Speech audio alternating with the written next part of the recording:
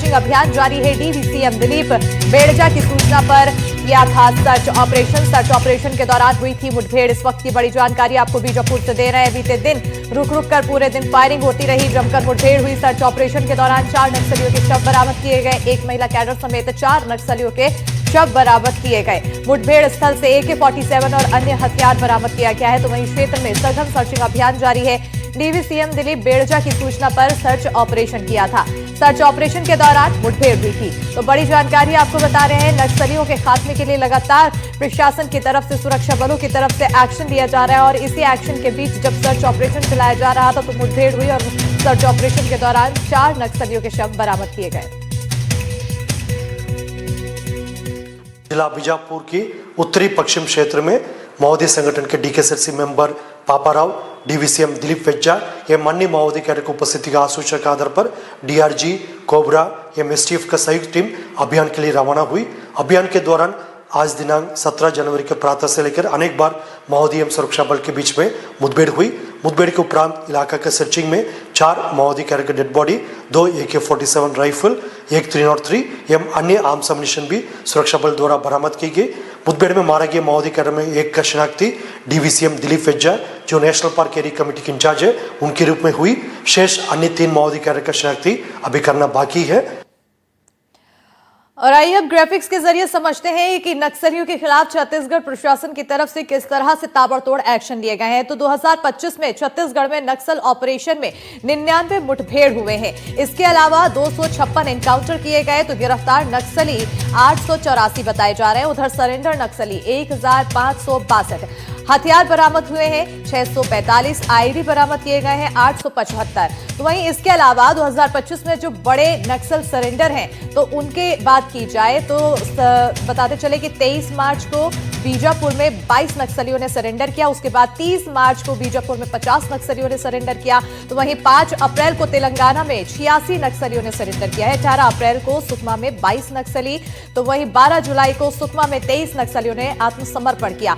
24 सितंबर को दंतेवाड़ा में 71, तो वहीं 14 अक्टूबर को गढ़चिरौली में 61, 15 अक्टूबर को सुकमा में 27 और 2 अक्टूबर को बीजापुर में 103 नक्सलियों ने सरेंडर किया है। 28 नवंबर को बस्तर में 10, 29 नवंबर को गोंदिया में 11, तो वहीं 30 नवंबर को दंतेवाड़ा में 37 नक्सलियों ने सरेंडर किया है। तो ये पूरी जानकारी आपको बता रहे हैं सिर्फ 2025 की है और अब 2026 आ चुका है। 2026 में बताते चले कि 31 मार्च 2026 एक डेडलाइन है और उसके तहत ताबड़तोड़ एक्शन लिया जा रहा है। इसी पर ज्यादा जानकारी के साथ बीजापुर सहयोगी पंकज हमारे साथ जुड़ चुके हैं। सीधा रुख करेंगे हमारे सहयोगी की ओर, पंकज की ओर। पंकज, नक्सलियों के खिलाफ ताबड़तोड़ एक्शन अगर 2025 की बात की जाए तो कई बड़े नक्सलियों ने सरेंडर किया, कई बड़े नक्सलियों को मार गिराया गया और कई लोगों को नक्सल मुख्य धारा से जोड़ा गया, नक्सली गतिविधियों से मुक्त कराया गया। अब 2026 आ चुका है, 2.5 महीने का समय और बचा हुआ है। देखिए, जो ग्राफिक्स के जरिए हमने आंकड़ा दिखाया, इस आंकड़े से ये बात साबित होती है कि 2025 में नक्सलियों के खिलाफ बहुत बड़ा व्यापक पैमाने में ऑपरेशन चलाया गया और इन ऑपरेशन के तहत 550 से ज्यादा नक्सलियों को न्यूट्रलाइज कर दिया गया और 1000 से ऊपर नक्सली सरेंडर किए और कई नक्सली गिरफ्तार हुए। हथियारबंद नक्सलियों ने भी सरेंडर किया। सरकार ने जो डेडलाइन रखी है कि 31 मार्च 2026 तक पूरे देश से नक्सलवाद खत्म हो जाएगा, इसी डेडलाइन के आधार पर ये सारी मुहिम नक्सलियों के खिलाफ चलाई जा रही है। कल भी एक बड़ा इनकाउंटर हुआ बीजापुर में, जिसमें देर शाम तक खबर निकल के आई कि डीवीसीएम दिलीप बेड़जा के साथ 4 माओवादी मारे गए। इसमें एक महिला माओवादी भी है। 2 AK-47 बरामद हुई, 303 राइफल बरामद हुई। बता दूं कि जिस इलाके में मुठभेड़ चलाई जा रही थी, ये बीजापुर का उत्तरी पश्चिमी का इलाका पड़ता है और यहाँ से ठीक महाराष्ट्र की सीमा पास लगती है। यानी कि अब जो नक्सली वो बिल्कुल सिमट गए हैं बस्तर के इलाके में।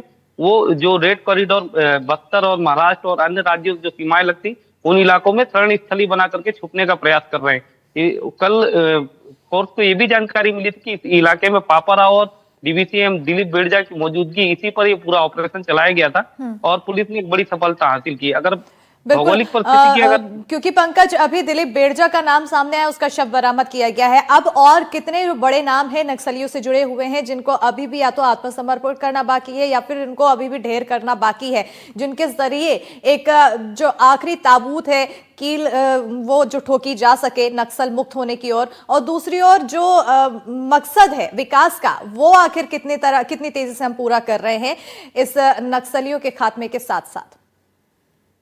देखिए, कितने नक्सली बचे हैं ये कह पाना तो मुश्किल है, क्योंकि नक्सलवाद कोई एक दो दिन का नक्सलवाद नहीं है बस्तर और पूरे छत्तीसगढ़ में। ये लगभग 30 साल से उपजा हुआ नक्सलवाद है, और ये 10-12 सालों में नक्सलियों ने बड़े पैमाने पर हथियार भी लूटे हैं, और जितने हथियार लूटे उतने हथियार की रिकवरी अभी नहीं हुई है।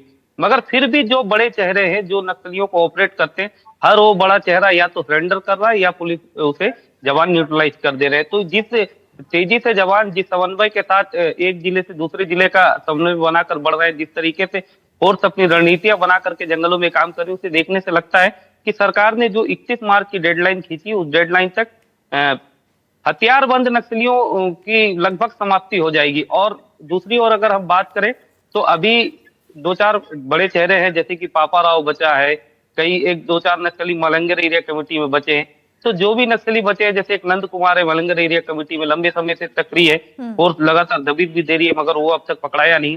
तो इस तरीके से एक एक करके सरकार जवान सभी को न्यूट्रलाइज कर रहे हैं, और जवान लगातार इलाके में सर्चिंग कर रहे हैं। तो कहीं ना कहीं नक्सलवाद को बहुत बड़ा झटका लगा है। जी बिल्कुल, एक बड़ा झटका लगा है और लगातार जवानों की तरफ से सर्चिंग का कार्य जारी है। तो वहीं अगर आंकड़ों को देखें तो 2025 में जिस तरह से कार्रवाई हुई है उस कार्रवाई को देखते हुए नक्सलियों में भी बैकफुट नजर आ रहा है और खौफ देखने को मिल रहा है। जो थोड़े बहुत नक्सली बचे हुए हैं उनमें अब काफी भय दिखाई दे रहा है। बहरहाल बहुत शुक्रिया पंकज तमाम जानकारी देने के लिए।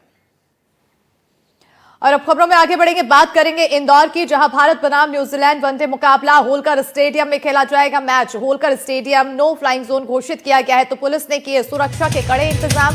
पुलिस के 1500 से ज्यादा जवानों की तैनाती की गई है। सुरक्षा व्यवस्था को 4 सेक्टर्स में बांटा गया है। इस वक्त की बड़ी जानकारी इंदौर से दे रहे हैं, जहां भारत बनाम न्यूजीलैंड वनडे मुकाबला, और ऐसे में जो क्रिकेट प्रेमी है उनमें काफी ज्यादा उत्साह देखने को मिल रहा है। तो उधर प्रशासन भी अपनी तरफ से तमाम व्यवस्थाओं तैयारियों में लगा हुआ है। होलकर स्टेडियम में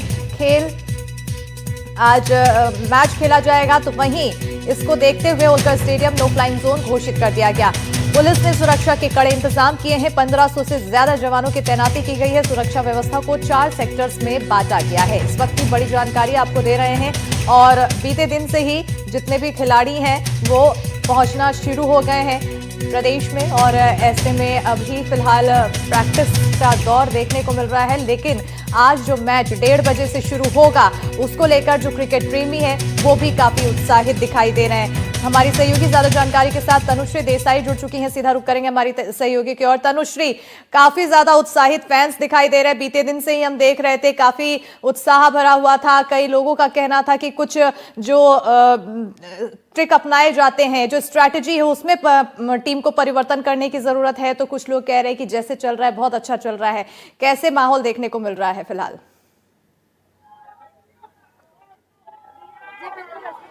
होलकर स्टेडियम के बाहर ही मौजूद है। मेरे पीछे उससे आप अंदाजा लगा सकते हैं किस तरीके से जो फैंस हैं, जो दर्शक हैं, उनमें भारी उत्साह देखने को मिल रहा है। तो वहीं अगर प्रशासनिक तौर पे बात करें तो यहाँ पर भारी सुरक्षा व्यवस्था भी देखने को मिल रही है। पुलिस जवान जो है 1500 से अधिक पुलिस जवान जो है अंदर और बाहर तैनात रहेंगे। इसी के साथ ड्रोन से निगरानी की जाएगी। पूरे स्टेडियम को नो फ्लाइंग जोन घोषित कर दिया गया है। तो वही अब मैं आपको दिखाऊंगी किस तरीके से यहाँ पर जो माहौल है वो बना हुआ है, और यहाँ पे लगातार जो फैंस है वो इकट्ठा हो रहे हैं। फैंस में भारी उत्साह भी है। हम बातचीत भी करने का प्रयास करेंगे कि कितनी उत्साह है इन लोगों में, कितना एक्साइटमेंट है, क्योंकि होलकर स्टेडियम के बाहर अभी से यानी दोपहर 1:30 बजे से मैच चालू होना है, पर अभी 10 बजे से यहाँ पे लोगों की भीड़ आना शुरू हो चुकी है। यहाँ पे लोग इकट्ठा होना चालू हो चुके हैं, इंतजार कर रहे हैं कि कब दरवाजे खुलेंगे, कब उनको एंट्री मिलेगी। इसीलिए सभी लोग यहाँ पे इंतजार कर रहे हैं, वेट कर रहे हैं। सर, मैं आपसे 2 मिनट बातचीत करना चाहूंगी, कितना एक्साइटमेंट है? कितना एक्साइटमेंट है? एक्साइटमेंट बहुत जबरदस्त है, और आज इंडिया टीम जीतेगी और इंदौरी पोहा खा के जीतेगी। अच्छा, आप कुछ बनाकर भी लाए हैं? देखिए, इस तरीके के पोस्टर्स भी लोग बना के ला रहे हैं क्रिकेट का है, और जो इस तरीके के बैनर्स है वो भी लोग बना के ला रहे हैं, क्रिकेट प्रेमी बना के ला रहे हैं। और खासतौर पर रोहित और विराट को लेकर यहाँ पे लोगों की एक्साइटमेंट देखने को मिल रही है। लोग एक्साइटेड है, लोग यहाँ पर जो है पहुंच रहे हैं होलकर स्टेडियम के यहाँ पर। और जो 3 दरवाजे भी बना दिए गए हैं, मैं आपको दिखाऊंगी किस तरीके से यहाँ पे 3 दरवाजे हैं वो बना दिए गए हैं, जिसमें सतीश मल्होत्रा गेट है, A1 B1 गेट है और उषा राजे होलकर गेट भी यहाँ पर देखने को मिल रहा है। लोगों में भारी उत्साह है, लोगों में भारी एक्साइटमेंट है यहाँ पर, और इस तरीके के इंतजाम यहाँ पर किए गए हैं और बैरिकेडिंग है वो कर दी गई है। और इसी के साथ पुलिस भी यहाँ पे तैनात है, पुलिस सुबह से यहाँ पर आ चुकी है लगातार। बिल्कुल तनुश्री, मैं चाहूंगी कि आप ज्यादा से ज्यादा जो वहां पर क्रिकेट प्रेमी इकट्ठा हुए हैं उनसे बात करें, उनसे जानने की कोशिश करें किससे सबसे ज्यादा उम्मीद है, किस तरह से आज स्ट्रेटजी अपनाना चाहिए टीम को, और साथ ही साथ कि न्यूजीलैंड की टीम को वो कितना ज्यादा स्ट्रांग मानते हैं और किस तरह से उनके सामने टीम इंडिया को अपना प्रदर्शन देना चाहिए।